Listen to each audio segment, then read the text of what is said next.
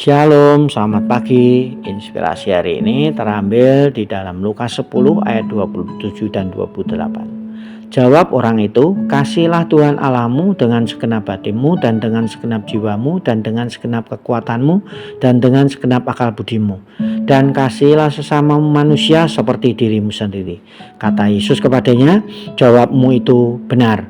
Perbuatlah demikian maka engkau akan hidup. Kasih adalah sesuatu yang kita lakukan, bukan hanya kata-kata. Seperti contoh, saya kasihan loh dengan apa yang menimpa orang itu. Benar-benar kasihan dia. Tetapi kasih menggunakan kesempatan yang ada atau ketika datang menjumpai kita. Sebagai contoh teks yang kita baca di atas, mengisahkan percakapan seorang ahli Taurat dengan Tuhan Yesus. Menanggapi pertanyaan ahli Taurat yang sesungguhnya ingin mencobai Yesus. Dan Yesus menjawab dengan satu perumpamaan yang paling terkenal, yaitu orang Samaria yang baik hati. Diceritakan oleh Yesus bahwa orang Samaria melakukan beberapa hal untuk mengambil peluang menggunakan kesempatan tersebut.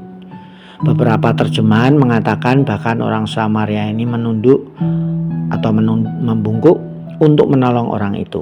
Dengan kata lain, dia menempatkan dirinya sejajar dengan orang tersebut. Dan hal itu ditujukan melalui tindakan konkret. Nah, tindakan konkret seperti apa? Yang pertama, orang Samaria langsung mendekat menangani luka-luka yang diderita orang ini karena ia dirampok oleh para begal gunung. Orang Samaria ini tidak bersikap jijik dan menjauh, tetapi justru menghargainya, dan ia tidak banyak berbicara, segera ambil tindakan preventif kepada orang tersebut. Lukas 10 ayat 34. Yang kedua, orang Samaria yang baik hati itu menggunakan apa yang ia miliki.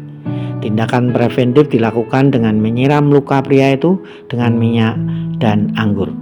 Mengapa? Sebab itulah yang dia miliki di keledainya. Anggur bekerja dengan baik karena itu mengandung alkohol, dan alkohol mengandung antiseptik untuk mencegah infeksi. Minyak dapat bekerja dengan baik karena untuk meredam rasa sakit dari luka-luka pria itu. Kemudian orang Samaria yang baik hati itu membalut luka pria itu dengan perban. Dari mana ia mendapatkan perban untuk membalut? Padahal orang Samaria itu bukan seorang dokter. Dia tidak memiliki peralatan medis. Dan pria yang terluka itu telah habis-habisan dirampok. Jadi ia tidak mengenakan pakaian selai pun.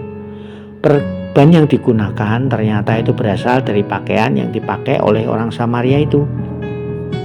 Orang Samaria yang baik itu melakukan semua yang ia bisa untuk menolong dengan menggunakan apapun yang ia punya. Bahkan ia rela berjalan 30 km untuk menuntun keledai yang ditumpangi pria yang malang tersebut sampai di rumah penginapan yang disewanya dan kembali merawatnya semalam-malaman. Dunia ini penuh dengan orang yang terluka. Pernahkah kita bertanya-tanya berapa banyak orang yang tengah terluka yang kita lewati? Mungkin mereka tidak terluka secara fisik, tetapi mereka terluka secara emosional.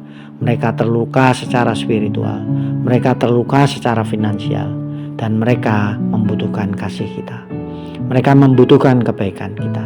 Mari sahabat inspirasi, pergunakan kesempatan yang ada untuk melayani sesama dengan tindakan kebaikan kepada mereka yang terluka. Jangan menunggu keadaan lebih baik, lebih nyaman, berkelimpahan dulu baru bertindak. Jangan pernah tunda apa yang sesungguhnya bisa kita lakukan untuk sesama hari ini.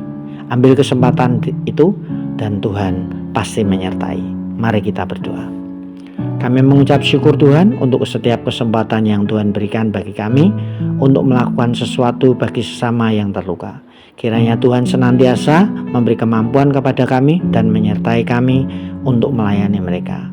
Amin. Selamat pagi, selamat beraktivitas. Tuhan Yesus memberkati kita.